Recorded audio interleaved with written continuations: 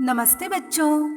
DAV Moil public school e learning class में आपका स्वागत है। मैं आपकी हिंदी विषय अध्यापिका अंजलि राघोड़ते। प्यारे बच्चों, कहानी कथन के इस भाग में मैं आपको मुल्ला नसीरुद्दीन की एक बहुत ही रोचक कहानी सुनाने जा रही हूँ। आशा करती हूँ कि आज की कहानी का श्रवण आप एकाग्रता से करेंगे और इस कहानी से प्राप्त सीख पर अमल भी करेंगे। आप जानना चाहते हैं ना कि आज की कहानी कौन सी है?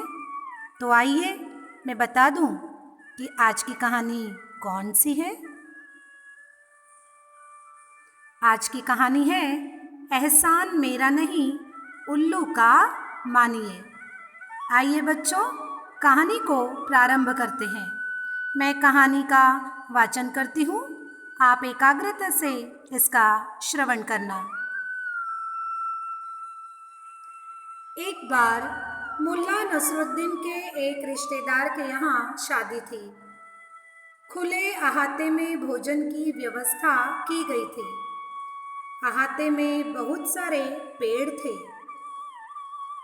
मुल्ला जी सज धज कर ठीक भोजन के समय पहुंच गए और पंगत में शामिल हो गए। व्यंजन परोसने की शुरुआत हुई। तभी मुल्ला डींग हाँकते हुए बोले, मैं अनेक पक्षियों की बोली समझता हूँ। इतने में पेड़ की एक डाल पर बैठा हुआ कौवा काँव काँव करने लगा। पास बैठे हुए एक अमीर ने मुल्ला से पूछा, आप पक्षियों की बोली समझते हैं ना?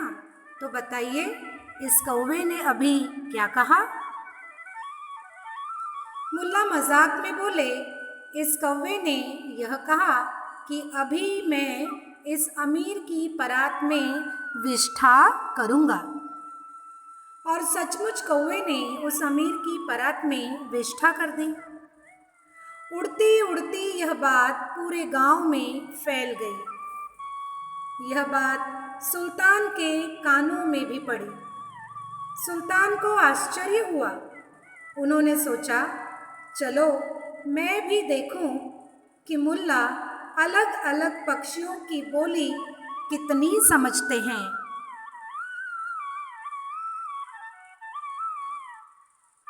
सुल्तान ने मुल्ला को बुलाया और कहा, चलिए मुल्ला, मेरे साथ सरोवर के किनारे टहलने। सुल्तान और मुल्ला दोनों पहुंचे सरोवर के किनारे। दोनों सरोवर की सीढ़ी पर बैठ गए और बातचीत करने लगे। इतने में पेड़ पर बैठा हुआ एक उल्लू कुछ बोला। सुल्तान ने मुल्ला से पूछा, मुल्ला, इस उल्लू ने क्या कहा? मुल्ला ने तुरंत जवाब दिया, उल्लू कहता है कि सुल्तान सलामत अमर रहे।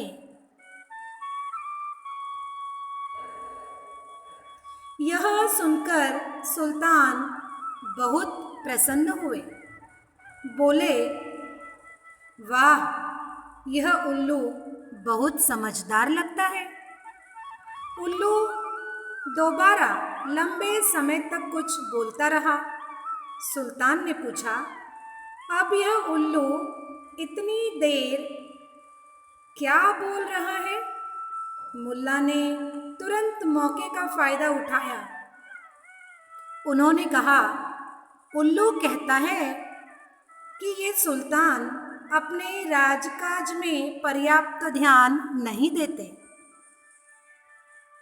अधिकारी गरीब प्रजा पर अत्याचार करते हैं। अकाल पड़ा हुआ है, फिर भी राहत कार्य नहीं हो रहे हैं। कितने गांवों में तो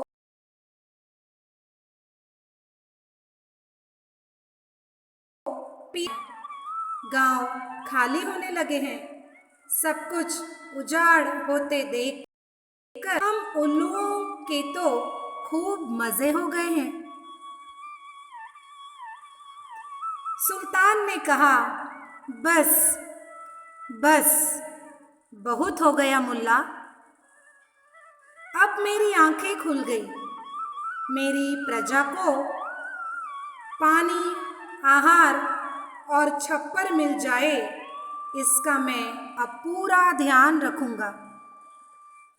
मुल्ला, आपका जितना एहसान मानो उतना कम है। मुल्ला बोले, एहसान मेरा नहीं, उल्लू का, जानिए। समझे क्या कहा मुल्ला ने?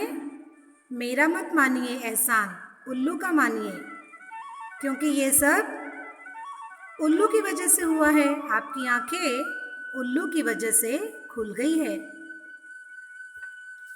प्यारे बच्चों, यहाँ पर हमारी आज की कहानी खत्म होती है। आइए एक नज़र डालते हैं कहानी से प्राप्त सीख पर।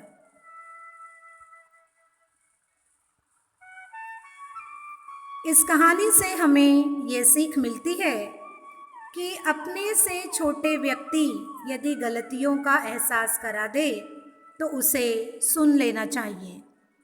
बच्चों, कई बार उम्र में बड़े व्यक्ति अपने से छोटे की बातों को या सलाह को मानना अपनी शान के खिलाफ समझते हैं, लेकिन ये तो सरासर गलत है ना, क्योंकि उम्र मायने नहीं रखती या पद मायने नहीं रखता।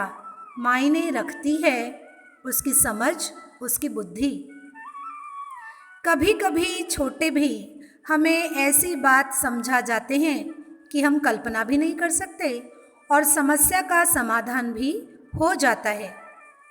बच्चों, यह थी हमारी आज की कहानी। आपको पसंद आई ही होगी। ऐसी ही मज़ेदार कहानी को लेकर हम फिर मिलेंगे अगली ई कक्षा में।